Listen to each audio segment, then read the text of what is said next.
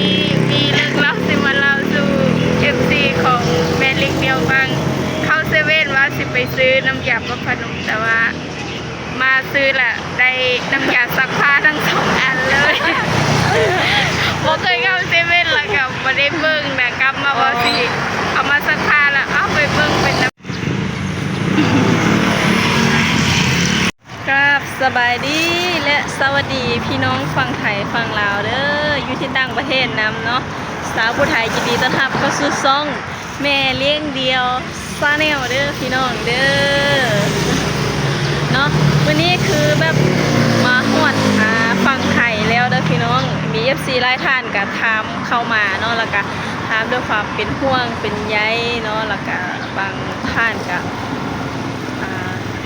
เป็นห่วงเนาะก็ขอบใจหลายๆเด้อกับถึงประเทศไทยและทุกคนนี่สบายดีสวัสดีไทยแลนด์ถึงประเทศไทยแล้วอย่างปลอดภัยแล้วพี่น้องเอ้ยกลับมาไทยครั้งนี้คือ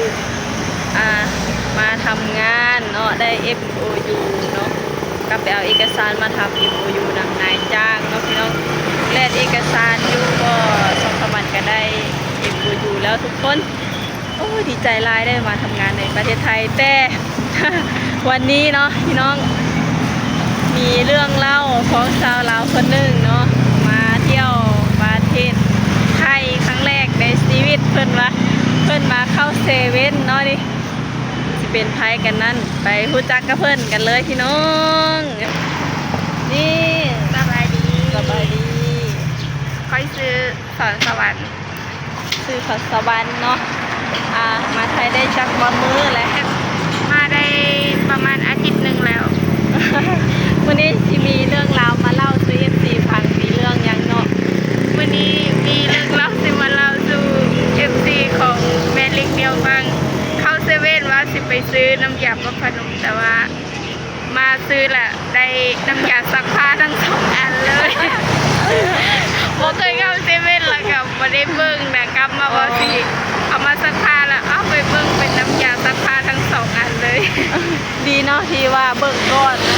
แม่น้องชีวิตของสาวลาวเข้าเมืองกรุงพี่น้องเอ้ยสาวผู้ไทยก็คือกันเป็นจังได๋เรื่องราวก็น่าขำน่าขำอยู่เข้ามาบ่เคยเข้าเด้แม่นแต่เข้าเซเว่นครั้งแรกบ่แม่นครั้งแรกในชีวิตแม่นแล้วพออยู่ลาวเขาจะไปเปิดสาขากับบ่เคยเข้าจักเทื่อหายก็มาเข้าอยู่ไทยครั้งแรกแม่นอยู่ลาวไม่ได้เซเว่นเนาะแต่ว่ามีแต่บ่เคยเข้าจักเทื่ออยู่ในเมืองแม่นถ้าอยู่บ้านนอกเฮานี่บ่ได้เด้เนาะแม่นบ่มียังบ่อยู่ในแถวเมืองแบบเวียงจันทน์บ่มีนะบ่แม่นอยู่ในนครหลวงแล้วก็อยู่แถวเซโนจะมีแล้วแต่ว่ามีเคยเข้าบ่สาวผู้ไทยก็มีเคยเข้ากันได้ค่อยกันนะมาเข้าอยู่ในเมืองไทยนี่แหละเนาะมาเมืองไทยเป็นจังได๋ความรู้สึกตื่นตาตื่นใจแบบประเทศเพิ่นนี่เป็นจังได๋งามเจริญหลายต่างกับบ้านเฮาเนาะแม่ต่างกับบ้านเฮาหลายมาอยู่บ้านเฮาหลายแน่ถนนหนทางนี่เป็นจังได๋ถนนหนทางก็ดีทางมันจีดไปเลยบ้านเฮาทางดินแดงอยู่ยังเป็นลุ่มเป็นบ่ออยู่เนาะแม่เวลาฝนตกมาก็ไปเลี้ยงปลาได้เลยพี่น้องอันนี้บ่ได้บุรีประเทศเจ้าของอันนี้บอกความจริงเนาะประเทศเพิ่นมีเจริญแท้มีแต่ตึกมีแต่อันนั้นชาวบ้านเฮานี่บ่มีเลยมีแต่เถียงนาแม่มีแต่เถียงนากับปลาไผ่หาหน่อไม้เอ้ยมาประเทศไทยครั้งแรกเพิ่นว่าเข้าเซเว่นดันไปซื้อน้ำยาซักผ้าอยากได้น้ำยาประพนมแต่ไปซื้อน้ำยาซักผ้าข้างอันนี้สาวลาวสาวบ้านนอกเนาะพี่น้องชาวผู้ไทยกับสาวบ้านนอกคือกันเด้อไปกันได้บางเทื่อก็เข้าไปแล้วก็บ่รู้จักสินค้าเนาะบ้านเฮากันเอิ้นอีกอย่างหนึ่งเนาะแม่บ้านเพิ่นก็เอิ้นอีกอย่างหนึ่งแม่เข้าไปว่าอยาก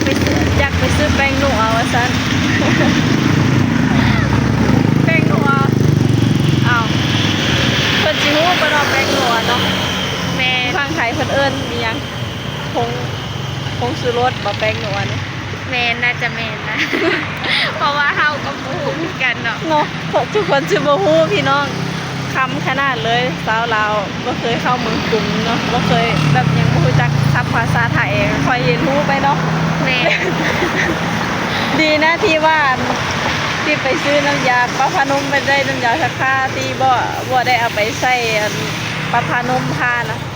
แมนยังบ่ทันได้เอาไปใส่ทีแต่เอามาอ่านเบิ่งก่อนแล้วแบบสิซักผ้าแล้วเอามาอ่านเบิ่งเอ้าบ่แมน ถ้าเป็นไฟนี่เขาบ่ได้อ่านเลยไปเอาใส่เลยแหละพอดีเป็นฟองซักใหม่เลย โอ้พี่น้องเอ้ยเรื่องเล่าของสาวลาวเข้าเมืองกรุงกันสิประมาณนี้ทุกคนเข้ามาในเมืองไทยนี่สิ่งที่แบบเฮ็ดให้ประทับใจที่สุดก็คือประทับใจบ่แบบถนนหนทางเพิ่นนี่สะอาดเลย แมน บนอยู่อาศัยนี่สะอาดเนาะ แม่ เพราะว่าตามเซาะตามซอย ว่าจ่าดีเพิ่นเว้าดี นี่ เว้าม่วนมีมารยาท นี่คนไทยนี่เพิ่นก็เป็นตั้งโยกแต่อันนี้คือแบบเพิ่นเราจาดีเนาะ แมน มีมารยาทแล้วก็แบบช่วยเหลือแบ่งปันผู้ที่ด้อยโอกาสกว่าเนาะพี่น้องชาวผู้ไทยก็ได้รับความเมตตาความเอ็นดูจากน้องเอฟซีกะลายน้องชาวผู้ไทยก็ขอขอบใจเด้อกับภาคเนื้อภาคโตอันหมู่ชาวผู้ไทยเนี่ยเนาะนี่คือ ฝาก เป็น ดูฝากตัวแน่เด้อฝากเอ็นดูแน่ ฝากเอ็นดูเมตตาเอาโค้ดฟิตแมทอะไรโค้ดแมทในตี้ละให้เอฟซีเบิ่งเนาะว้าวพี่น้องสวยงามฝากเอ็นดูเมตตาผู้สาวบ้านป่าตัวน้อยๆสองคนเลยเด้อพี่น้องสาวลาวสาวบ้านนอกเข้าในเมืองกรุงเนาะมาเอาแรงมาสู้งาน แมน มาตามหาความฝันเนาะ มาขายแห้งในเมืองกรุง เมียนมาใครเห็นเมืองกรุงก็สาวผู้ไทยก็มาครั้งนี้ก็คือจะมาทำงานนะทุกคนไม่ได้มาเที่ยวคือว่างท้องทิศที่แล้วเด้คือเอาความว่างของครอบครัวแต่ความว่างของครอบครัวเลยนะเนาะ แมน ฝากคำวังโยเมืองไทยเด้อฝากพี่น้อง FC ฟังไทยเนาะเอ็นดูเมตตาสาวลาวทั้งสองคนเนี่ยเด้ออันนี้คือเขาออกมาแต่เซเว่นเนาะมาหาซื้อของอยู่ของกินพี่น้องแล้วก็มาเล่า ใจนะ ซื้อของใส่นะแล้วก็มาเล่าประสบการณ์สาวลาวเพิ่นไปเข้าเซเว่นเนาะ ตอนที่เพิ่นเข้าเซเว่นนะบ่ได้ไปนำกันเนาะพอก็ได้ไปนำกันแล้วก็พอดีเพื่อนมาแล้วก็มาเว่าสุพังนะพอดีว่าพักอยู่นำกัน มาเว่าสุพังแล้วก็คันกันจนเจ็บท้องพี่น้องเอ้ยสิว่าใส่ซื้อสิว่าคำบ่ฮู้กับเมียนได้อพี่น้อง โมหูแท้ๆนี่แหละ โมได้ใส่ซื้อหรอกโมหูอีหลี ก็ได้เสียแจ๊กแกล้งโง่เด้บ่ฮู้อยู่นี่พี่น้องและหลายๆครับอยู่ทางฝั่งไทยนี่ก็ซาผู้ไทยก็ยังบ่ทันฮู้ไปได้เนาะ แมน เจ้าก็ฮู้บ่ โม บางที หูโมหูคือกัน บางที คำศัพท์กับโมหู บางทีไปซื้ออาหารอยู่ตลกตลาดก็เว้าพักก็เว้าแต่ภาษาบ้านเฮาเนาะ แม เพิ่ น นก็บ่เข้าใจเด้อ เพิ่นก็งง เพิ่นก็จะถามกับว่าคืออีหยังที่เฮาก็อธิบายเป็นผู้พางให้ฟังเพราะว่าบ่ฮู้ว่าอยู่ฝั่งนี้เพิ่นเอิ้นอีหยัง แม่นเช่นอันนะผักยังผักนางเลิศนะผักคำผูก็กับมักแข้งบ่ ไป อยู่ฝั่งไทยเป็นจะห้องมักเขือพวกประมาณนี้แหละดีนะที่ไปทำเจก่อนถ้าอย่างนั้นเนี่ยโอ้ยหน้าแต่เลย ว่าจะไปทำชื่อมักแข้งเนาะจะไปทำชื่อมักแข้งนะแม่ค้าว่าส่วนจริงแล้วเป็นมักเขือพวกนะเนาะคือมังพุ่งนี่กะแบบยังว่ามังพุ่งอยู่ได้มังพุ่งบ้านเฮาเพราะว่าอยู่ข้างไทยเพิ่นสิมาอีกนะมังพุ่งค่ะนะพี่น้อง